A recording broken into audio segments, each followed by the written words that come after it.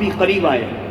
جب صحابی قریب آئے تو رسول پاک صحابی کو بلایا، تو جیسے ہی حضور نے اشارہ کیا نا تو صحابی لرز گئے، کانپ گئے. یا اللہ، کہیں مجھ سے کوئی خطا تو نہیں ہو گئی، کہیں مجھ سے کوئی جرم و گناہ تو نہیں ہو گیا، آداب محفل میں نے کوئی خطا تو نہیں کر دی. لیکن اچانک دل نے پھر ساتھ دیا، کہا بے چین نہ ہو، جس کی بارگاہ میں جا رہے ہو وہ رؤوف مصطفیٰ ہیں، وہ رحیم مصطفیٰ ہیں. تو کبھی چہرے کا رنگ زرد پڑتا تھا، کبھی سرخ ہو جاتا تھا، کبھی طاقت بنتی تھی، 2 قدم آگے بڑھتے تھے، پھر بدن کانپ جاتا تھا، قدم ٹھہر جاتا تھا. بڑی مشکلوں سے کانپتے کانپتے حضور کی بارگاہ میں پہنچے. جس وقت پہنچے تو چہرہ زرد پڑا ہوا تھا، پیلا، ڈر کے مارے پیلا پڑا ہوا تھا، بدن کانپ رہا تھا.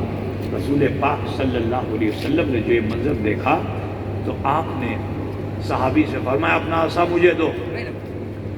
اب جو یہ کہا تو حضور کی کہ اس فرمان پہ صحابی خوشی سے پھولے نہ سمائے، کیونکہ حضور تو دینے والے آئے، کسی سے لینے والے نہیں. سرکار نے کبھی فرمائش نہیں کی یہ مجھے دے دو، وہ مجھے دے دو.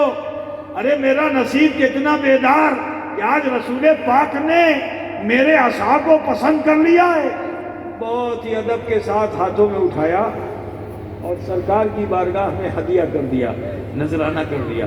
اللہ کے رسول نے اس عصائے مبارک کو کچھ دیر اپنے ہاتھ میں رکھا اور اس کے بعد صحابی کو لوٹا دیا. تو یہاں معاملہ یہ ہے کہ حضور جو دیں لو، جس چیز سے منع کرے رکو.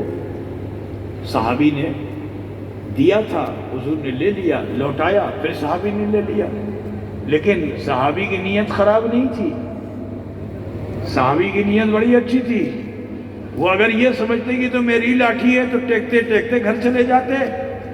لیکن جب حضور نے لوٹایا تو ان کی عقیدت یہ کہا کہ اب یہ میری لاٹھی نہیں ہے، یہ تو تحفہ رسول ہے، یہ تو نسبت رسول لے چکی ہے میری لاٹھی، لہذا اسے زمین سے لگانا ادب کے خلاف ہے اور علم بنانا ادب کے موافق ہے. تو جانتے ہو جیسے آپ علم اٹھاتے ہو نا، صحابی نے ویسے ہی اس لاٹھی کو اٹھا لیا اور ریاض الجنہ سے نکلے، مسجد نبی سے نکلے. جیسے ہی باہر نکلے اچانک اندھیرے میں جو لاٹھی پہنچی نا تو وہ پوری لاٹھی بقعہ نور بن گئی، بقعہ نور بن گئی. روشنی اتنی پھوٹی، راستے کو پا لیا.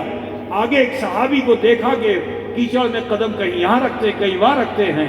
تو اسلام صلہ رحمی کی دعوت دیتا ہے، محمد رسول اللہ صلہ رحمی کی درس دیتے ہیں کہ اب فائدہ لے کے دوسروں تک پہنچانے کی سوچو. صحابی کو جو روشنی ملی تو انہوں نے دیکھا کہ دوسرے صحابی وہ کیچڑ میں قدم رکھ کے چل رہے ہیں مشکلوں سے. قریب گئے، بھائی پریشان کیوں ہوتا، آؤ حضور کی دی ہوئی روشنی سے تم بھی فائدہ لے لو. اب دونوں اسی روشنی کے سہارے چلے، چوراہے پہ پہنچے. جو چوراہے پہ پہنچے تو راستہ بدل رہا تھا. تو جن کے پاس نور والی چھڑی تھی انہوں نے کہا بھائی میں آپ کو آپ کے گھر پہنچا دیتا ہوں. انہوں نے کہا پھر یہ کیسے میری غیرت گوارا کرے گی کہ میں آپ کو راستے میں چھوڑ کے گھر میں چلا جاؤں، تو لہٰذا آپ جائیے، میں یہاں سے اپنے گھر چلا جاؤں گا. لیکن دونوں میں محبت کی اصرار تکرار بڑھتی چلی گئی، حتیٰ کہ نہیں نہیں ہاں ہاں میں دونوں نے اپنے ہاتھ کو جو اٹھایا تو ایک کی لاٹھی دوسرے کی لاٹھی سے ٹکرا جاتی ہے. ٹکرانا تھا کہ وہ بھی نور والی، وہ بھی نور والی ہو جاتی ہے.